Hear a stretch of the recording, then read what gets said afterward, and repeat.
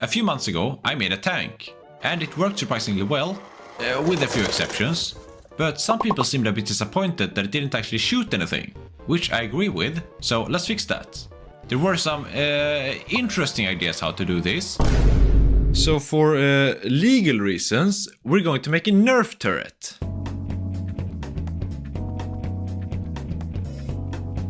First we need a way to fire the darts. Most semi-automatic Nerf guns seem to use two spinning wheels to do this, so we're going to use two brushless drone motors. To make this work, we need to connect the motors to a speed controller and connect that to an Arduino, so even I should be able to figure this out. Is what I thought before I realized I ordered the wrong speed controllers and had to wait 3 weeks for the new ones, but eventually I got it working and it looks promising.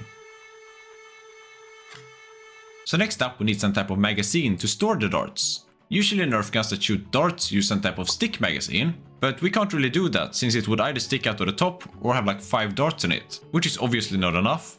Some real tanks use a rotating magazine, which could work for us. The problem with this, however, is that the barrel needs to be aligned with the magazine, so after each shot we will need to realign the barrel to reload. But that's a shit solution and we don't want that, so we need to innovate and come up with something that doesn't suck. Have you ever heard the saying that in war only simple solutions work? Well, it doesn't matter because I came up with the most complicated solution I could think of. The darts are stored in a belt that is moved around by a stepper motor. Once the darts are in the launcher, a servo pushes them into the spinning wheels that launches them with impeccable accuracy. Okay, we might need to work a bit on the accuracy. It turns out that if the dart is not pushed perfectly straight into the wheels, the motors will pull it with them and fling it off to the side. The spread is about 50 centimeters, 1 meter away from the launcher, which is fucking horrible, but hopefully adding a barrel will solve this. Regardless, with this setup, the launcher can move up and down and still fire without any problems, which was the goal. So now we just need to put this on there and maybe make it look more like an actual turret. First we need a proper base to mount everything to, then we need to redesign the entire belt guide because it's gonna hold the base together. Then we add the launcher itself that is now connected to a servo so it can move up and down. I had to add an extra gear to move the servo back because the turret is attached to the tank with these screws and some of them are right here, so the servo would be in the way otherwise. That's literally the only reason for this. Then we add all the electronics and tidy up the spaghetti that comes with it. And lastly we add the belt.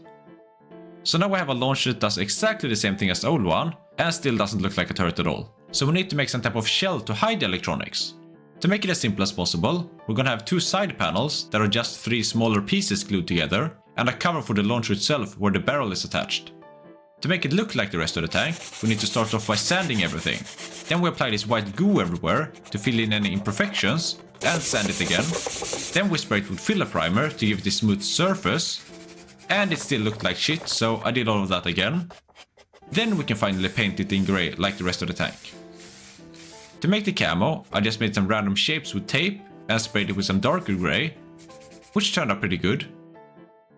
The launcher cover and barrel is screwed onto the launcher itself, but the side panels are just held in place with magnets to make it easier to reload. Or at least that was the idea, but looking at it now I realized that it would have looked a lot better if I just glued the 2 pieces together, so we didn't have this giant seam in the middle, but that would be a lot of extra work since I already painted everything. And I'm extremely lazy, so we're just gonna leave it like this for now. Anyways, to reload, you just remove one of the side panels and hold this button for 2 seconds until the light turns on, which means that the turret is in reload mode. Then you add the darts one by one and press the button after each one to move the belt and update the ammo counter. And once you're done, you just hold the button again until the light turns off and put the side panel back on. So now we just need to put this on the tank and we have a turret that can actually shoot something. Another cool thing about this is that the turret has an ID, so the tank can automatically detect which turret is connected and send it to the controller. So we just need to update the database in the controller with this new turret and it will display the turret info on the screen.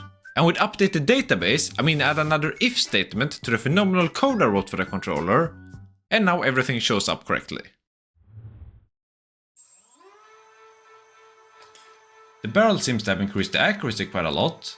The spread is now only 25 centimeters, 2 meters away from the turret, which is still far from ideal, but it's a lot better than before. The feeding system is also more reliable than I expected.